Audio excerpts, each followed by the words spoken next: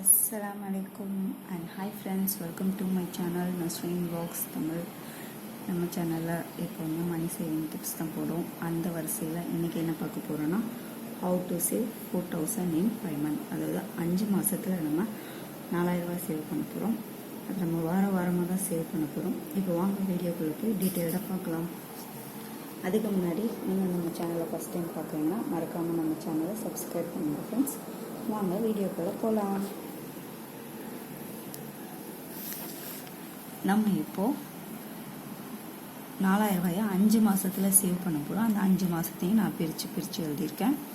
முதல் மாதம் நீங்கள் எப்போ ஸ்டார்ட் பண்ணீங்களோ அதுதான் உங்களுக்கு முதல் மாதம். அதோட 4 வீக் வாரம் 100 ரூபாய் எடுத்து வைக்கணும். முதல் மாதம் ஒவ்வொரு வாரமும் 100 ரூபாய் நீங்கள் சேவ் பண்ணணும். அப்படி பண்ணிங்கன்னா 400 ரூபாய் சேவ் பண்ணுங்க. 2வது மாதம் ஒவ்வொரு வாரமும் 150 ரூபா சேவ் பண்ணணும். ஸோ டோட்டலாக 600 ரூபாய் சேவ் பண்ணுங்க. 3வது மாதம் ஒவ்வொரு வாரமும் 200 ரூபா சேவ் பண்ணணும். அப்போது 800 ரூபா சேவ் பண்ணுங்க. 4வது மாதம் அதோட 50 ரூபா ஆட் பண்ணிங்கன்னா 250 ரூபா சேவ் பண்ணணும். 1000 ரூபாய் சேவ் பண்ணுங்க. 5வது மாதம் 300 ரூபாயை எடுத்து வைக்கணும். 1200 ரூபா சேவ் பண்ணுங்க. இது நீங்கள் மாதமும் கூட எடுத்து வைக்கலாம், வாரமும் எடுத்து வைக்கலாம். அந்த மாதிரி நீங்கள் வைக்கும்போது டோட்டல் பண்ணி பாருங்கள். 400, 600, 800, 1000, 1200 டோட்டல் பண்ணிங்கன்னா உங்களுக்கு 4000 வந்துடும். அதாவது நம்ம டார்கெட் படி 5 மாதத்தில் 4000 ரூபாய் சேவ் பண்ணி முடிச்சிட்டோம்.